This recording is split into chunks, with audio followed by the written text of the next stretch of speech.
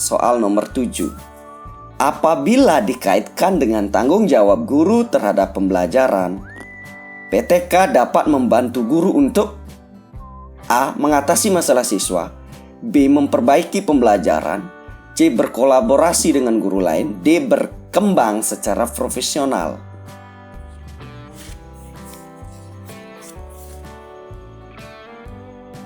Oke, jadi opsi yang paling tepat adalah opsi B. Memperbaiki pembelajaran. Nah, ini kaitan dengan tanggung jawab guru terhadap pelaksanaan PTK. Yang paling tepat secara umum adalah memperbaiki pembelajaran, yaitu opsi B. Mungkin ada juga beberapa teman-teman yang cenderung mengatasi opsi A, yaitu mengatasi masalah siswa. Nah, cakupannya ini lebih sempit. Nah, untuk PTK sendiri biasanya digunakan oleh guru untuk memperbaiki pembelajaran. Nah, memperbaiki pembelajaran jelas di sana salah satunya adalah mengatasi masalah siswa. Di sana sudah terinclude di dalam memperbaiki pembelajaran. Jelas ya teman-teman. Soal nomor 8. Berikut ini yang bukan merupakan rumusan masalah PTK adalah A. Bagaimanakah pengorganisasian tugas terstruktur dan kuis yang dapat mengoptimalisasikan pembelajaran matematika pada siswa kelas 8 SMP? B. Apakah penerapan model pembelajaran problem based instruction dapat meningkatkan kualitas proses pembelajaran materi pokok bangun datar dan bangun ruang di SMP?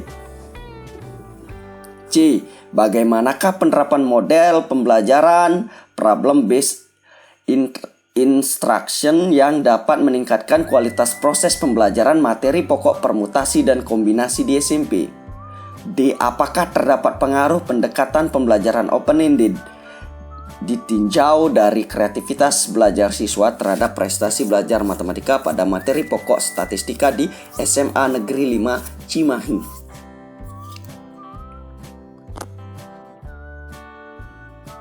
Ya, kita cek jawabannya bareng-bareng. Jadi berikut ini yang bukan merupakan rumusan PTK adalah jelas opsi D. Nah, di sana udah ada kata apakah terdapat pengaruh. Nah, ini pengaruh pendekatan open-ended ditinjau dari kreativitas belajar siswa terhadap prestasi. Ini bukan rumusan untuk PTK. Jadi semua teman-teman yang sudah lulus S1 mungkin tahu opsi D ini adalah eksperimen, bukan PTK.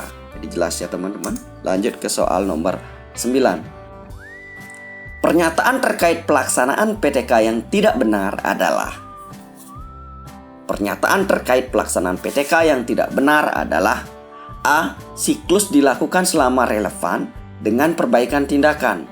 B. Pelaksanaan tindakan dapat dilakukan simultan dengan pengambilan data. C. Tindakan dalam PTK dapat dilakukan oleh peneliti yang bukan guru. D. Perbaikan tindakan dapat dilakukan selama siklus berlangsung.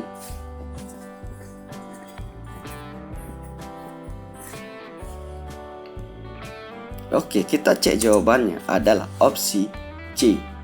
Jadi pernyataan terkait pelaksanaan PTK yang tidak benar adalah opsi C.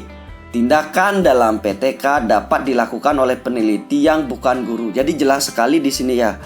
Jadi kalau bukan guru, tidak mungkin di sini melakukan PTK.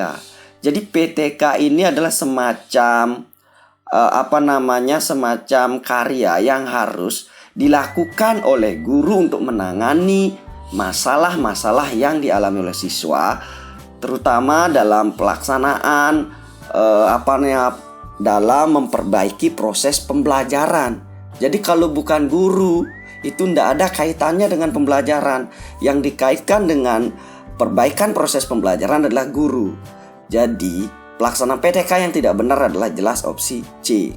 Nah, kalau opsi A, siklus dilaksanakan selama relevan dengan perbaikan tindakan, itu bisa. B. Pelaksanaan tindakan dapat dilakukan simultan dengan pengambilan data, itu bisa dalam PTK.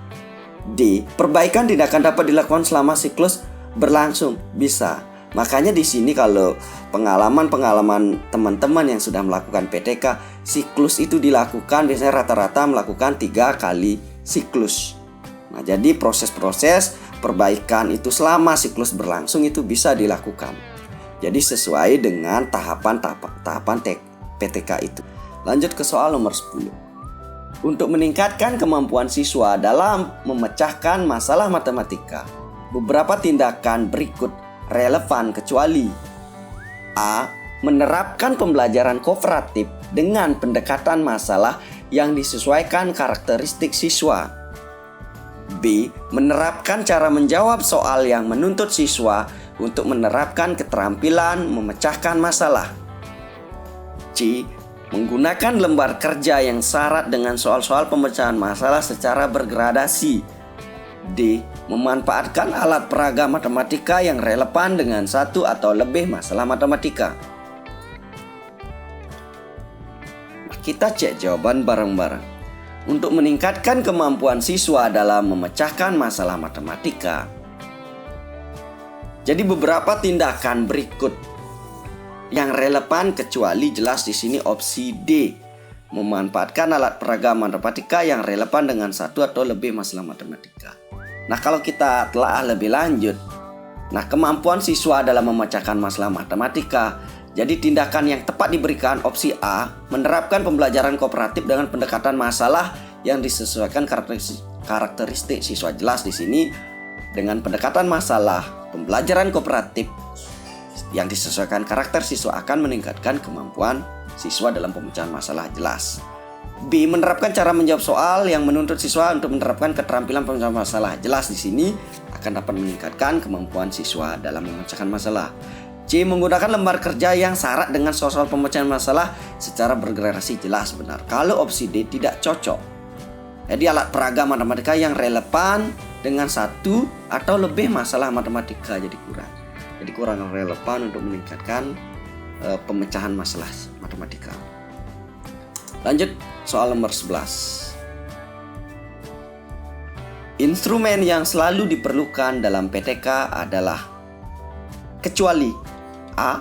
Soal tes formatif, B. Pedoman observasi, C. Pedoman wawancara, D. Rencana pembelajaran.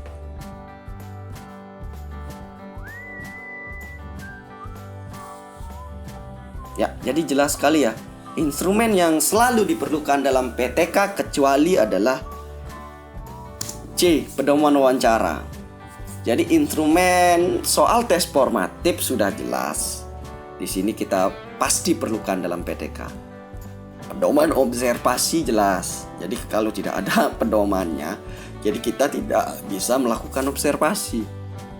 Rencana pembelajaran berupa RPP sangat diperlukan. Ini merupakan suatu instrumen dalam PTK. Nah, opsi D misalnya di sini biasanya guru melakukan wawancara ya langsung saja. Jadi tidak ada pedoman yang jelas, tapi sudah ada poin-poin catatan apa yang harus ditanyakan kepada narasumber, itu guru sudah tahu sebelumnya. Jadi untuk instrumen itu pedoman wawancara itu tidak ada biasanya. Jadi gurulah yang mencatat pertanyaan apa yang harus diberikan. Nah, kalau observasi itu pasti ada pedomannya. Tes formatif juga ada dalam penulisan soalnya ada. RPP juga ada pedomannya. Ini jelas ya teman-teman. Soal nomor 12. Berikut ini salah satu komponen perbedaan antara proposal dan laporan PTK. A. Rumusan masalah, B. Tinjauan teori, C. Dokumentasi, D. Rencana pembelajaran. Oke, ini tidak asing lagi.